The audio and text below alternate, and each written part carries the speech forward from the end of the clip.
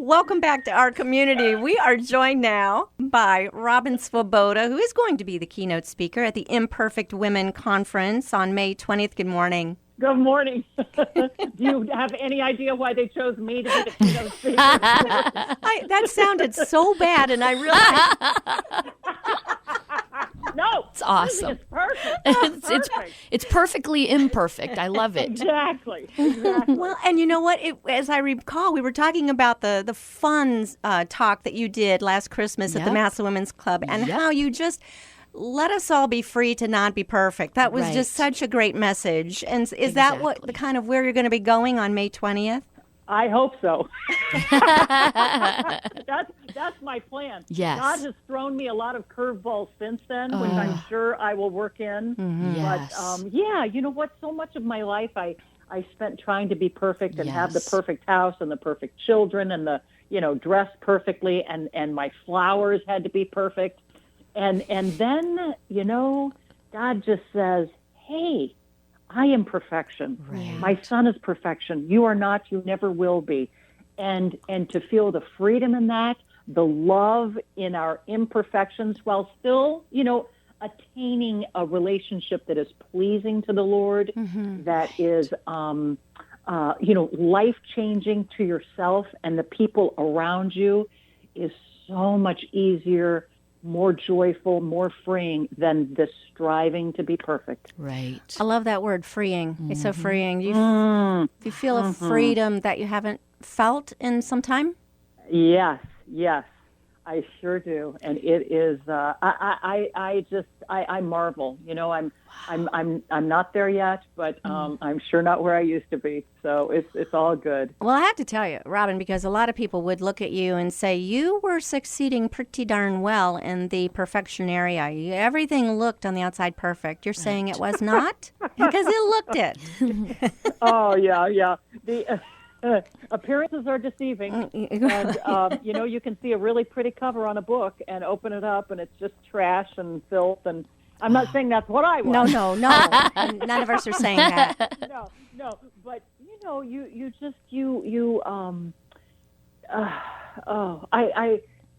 recently I had a little dog, 3.5 years old, Lulu, and she saw me through a very turbulent. I got her right after my mother died, and I had some other, life. Life is a hard teacher, but God and His grace is, there to pick us up and give us what we need and when we need it. And He brought this little dog to me, and she was. When I cried, in solitude, it was just me and Lulu. I have a big German Shepherd, but he's always guarding the door. Lulu, guarded my heart. And this little dog would lick my face. She would spring into action when she heard me cry. Wow. And I just had to put her down a month and a half or so ago. Yeah. And I was so, I can't even tell you how sad I was about that.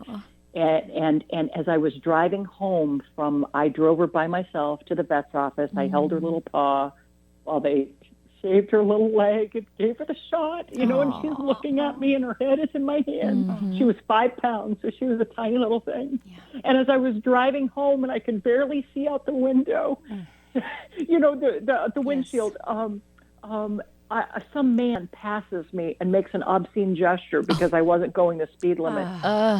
And it broke my heart, but it was one of those things that reminded me that we never know who's going through a battle. Right. Things are always different than what they seem. Wow. And there are many of us who have spent our lives, trying to be perfect for God and perfect to the outside world. Yep. And that gets us nowhere. Wow. Nowhere. Wow. So Well, that Anyway. the whole story of you never know. Man, we all need to keep that in mind, don't we? Right. You do not know. First of all, he had no idea that was Robin Swoboda. He was waving hello to. well, wait a minute. He could have been a Wilma Smith fan. You never know. No. Or a Susie Thomas fan. And then and he had no idea that your little friend Lulu, that you had just lost her, and that but you know what? I like to believe that God says, when we're on the other side, families are reunited, and there are certain pets who are absolutely members of the family. I Right. intend to see them There again. you go. Well, Absolutely. I agree completely because I have heard pastors say there will be no dogs or cats or whatever in heaven. I've heard that preached from the pulpit. No. I know, and I say, hey, if they were important enough for God to create them and name them and put them on the ark with Noah and his family, I just think we have to be seeing some of them up there in heaven. There's a twilight zone where he doesn't go through a gate that appears to be heaven because they won't let his dog in. It turns out that was the other place, and he ends up going there you to the go. Yes. And I agree. that's real doctrine there, the Twilight Zone. Yes. I suspect I might know a little puppy who might be on that other side because she keeps pooping on the welcome mat, which is not very welcoming. So, Robin, we know we are looking forward so much to May 20th, and you've given us a little Wait bit. a minute, it's May 20th? May 20th. I'm just. Oh, my I'm gosh. busy. Yeah, I'm- very, okay, I'm Way to very stop our funny. hearts. Very funny. Thank you. sorry, Renee. And Sorry, at Renee. I Akron, am so looking forward Yes. oh my gosh, yes. Akron Bible Church, it's 11 to 4. Get a babysitter and be there. Absolutely. $20, and you want to call 330-794-5086. That's 330-794-5086. And or go to ABC Women's Ministry 16. Yeah, not 17. Right? ABC Women's Ministry 16 at gmail.com. Yeah. And so, Robin, give us a little sneak peek. What would you like to share about what's going on with Robin Swoboda right now? Well,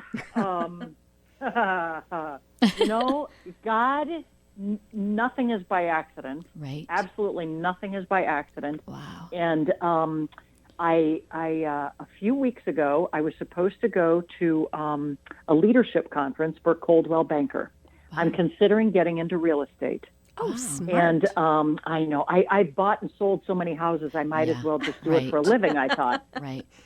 Well, they invited me to this leadership conference, and I dropped my. I got a new puppy after Lulu's passing, and I have a German Shepherd, and I dropped the two of them off at a friend's house, and I was saying goodbye in a very dramatic fashion, and she has a golden retriever. So, do you have time for this story? Because do. It really is fascinating. I'm going to tell you, there's a great payoff. Totally do. So she has a golden retriever, and as you know, they have balls on the top of their head like cannonballs. You know that golden retriever head.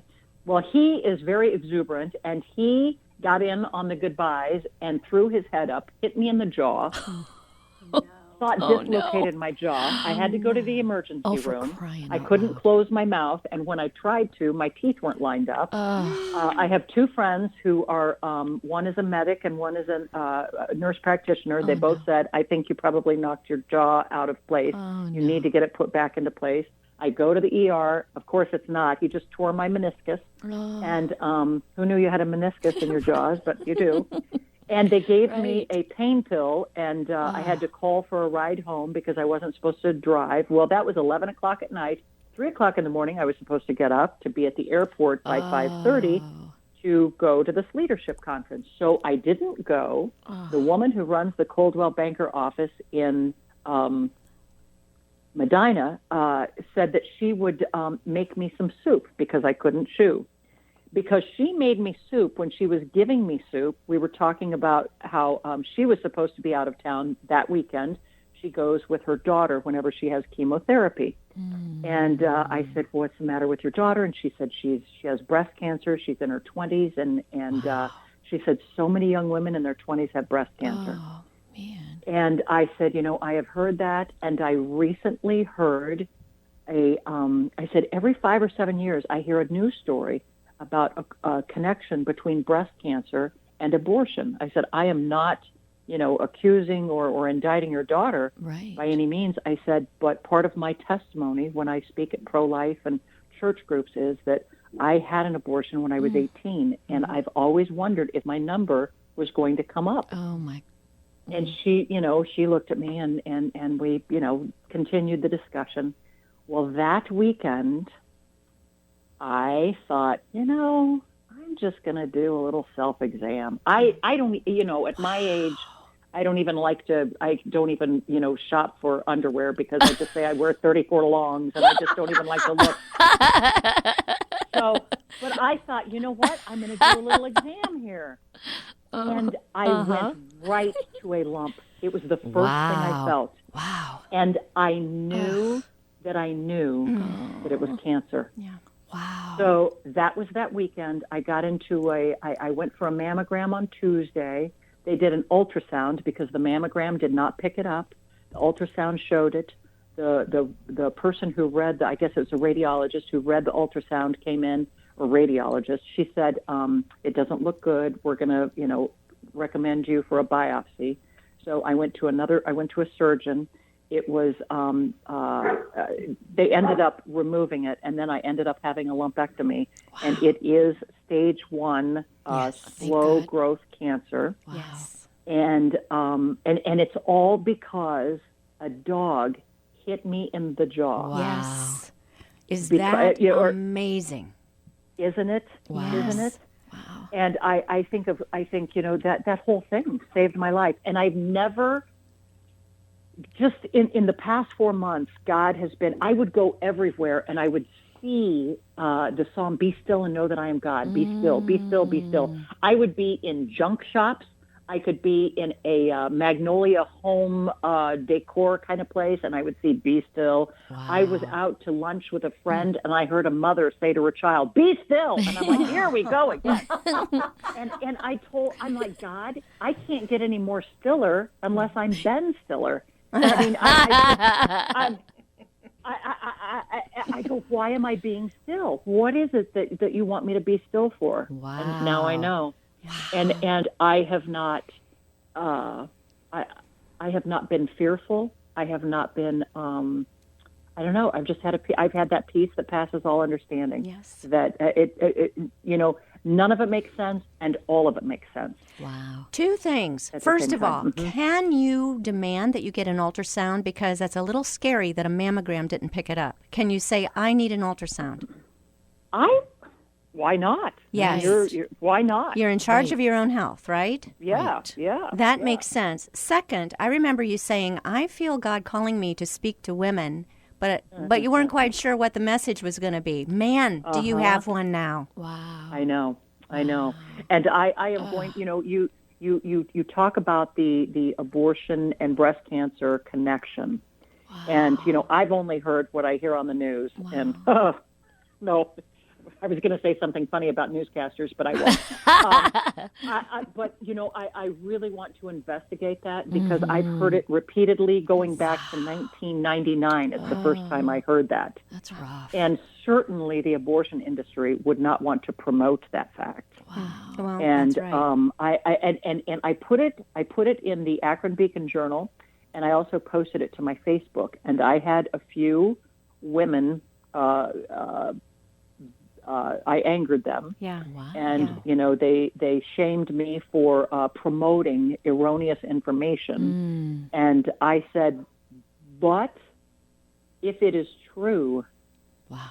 That's right. wouldn't that be worse? That's very important to get out there. And this is what I say. And if a woman has had an abortion, be vigilant. If there is a connection, be vigilant. Do self-exams because in my case, the mammogram did not pick it up. No judgment. Be none. Yes, none. exactly. Oh, please, no. Yes. No, never for me. Never for me.